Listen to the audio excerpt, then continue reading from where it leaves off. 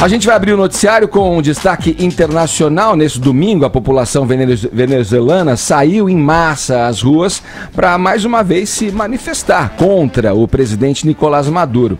Ellen, foi uma multidão, né, que protestou contra a Assembleia Constituinte que é convocada pelo Maduro. De novo, houve derramamento de sangue, teve uma morte, né, nesse episódio. Vamos passar limpo essa história aqui nessa nossa volta das férias, Ellen? Vamos lá, então. Venezuela que não tirou férias, né? Muita coisa acontecendo, já são pelo menos 4 meses de protestos, com quase 100 pessoas mortas e feridas nesses protestos todos, entre mortos e feridos.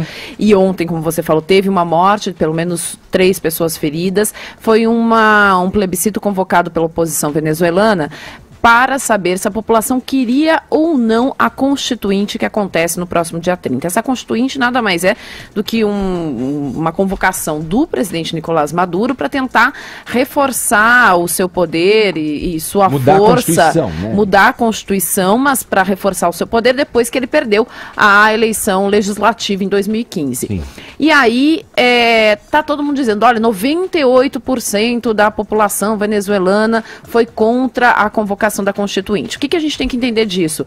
Claro que quem foi votar era opositor, mas o que vale entender é a representação disso. São 20 milhões de eleitores na Venezuela, 7 milhões foram às urnas.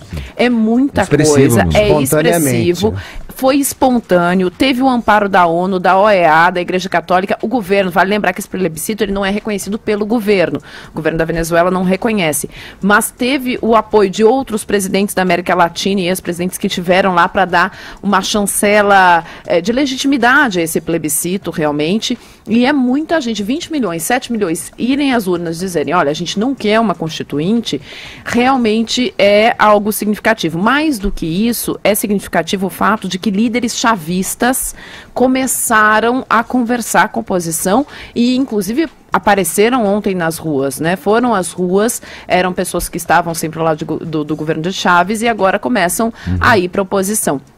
Mostra realmente um país dividido, uma situação complexa. A gente está falando aqui de quase 100 mortos e feridos em 4 meses. É muito sério o que está acontecendo. E a Constituinte é no próximo dia 30. Ontem, então, a oposição se chancelou, se fortaleceu para dizer, olha, não é isso que a gente quer e a oposição está forte no país.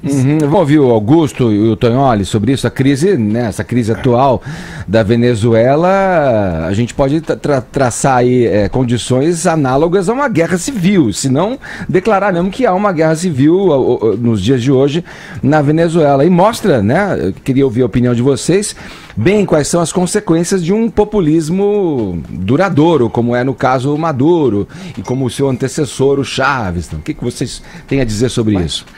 Bom, eu acho que toda vez que um governo mexe com o bolso da classe média, ele começa a cair.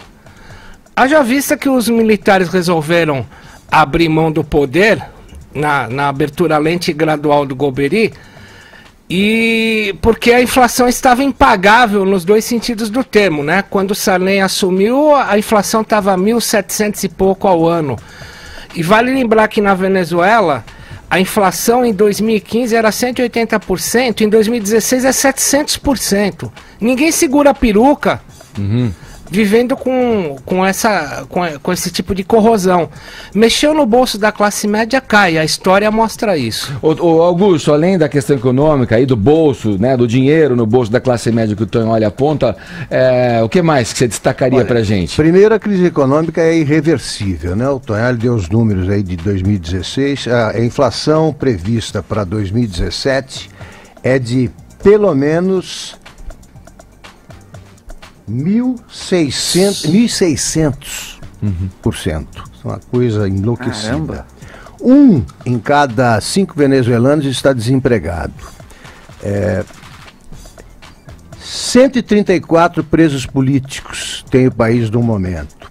52 mil venezuelanos deixaram o país nos últimos 3 meses para sobreviver e para escapar do perigo, né, dos riscos, porque o país está a alguns passos da guerra civil, e se essa marcha da insensatez não for imediatamente interrompida, a Venezuela chega lá, infelizmente. E o Brasil, queria lembrar de novo, as impressões digitais do Brasil lulopetista estão impressas aí nesse drama. Ainda em 2014, outro dia, o Lula e a Dilma agiram como cabos eleitorais do Maduro quando já se desenhava o fracasso construído pelo Hugo Chávez. Sim. E o Lula, no pronunciamento, né, na mensagem pela televisão em que ele diz por que apoia o Maduro, ele diz cinicamente que a Venezuela do Chávez era outra porque ele tinha aplicado dinheiro do petróleo, sim, na industrialização do país e no estímulo ao agronegócio. Isso nunca aconteceu.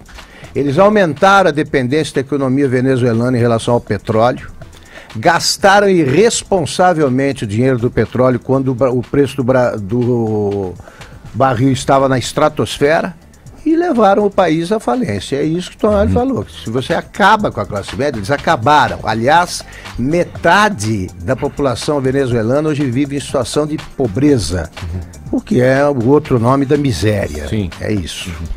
Bom, eu acho, só para concluir, eu acho que o Brasil decente tem que pagar essa conta assumida pelo Brasil. Nós temos de, primeiro, acolher os refugiados. Estão transformando a Venezuela na Síria sul-americana. Você não pode brincar com isso. Segundo, tem que interferir, sim, nos assuntos internos de um país que não permite a existência da oposição. País que tem preso político não é uma democracia. Portanto, a Venezuela precisa do socorro dos brasileiros e de outros países.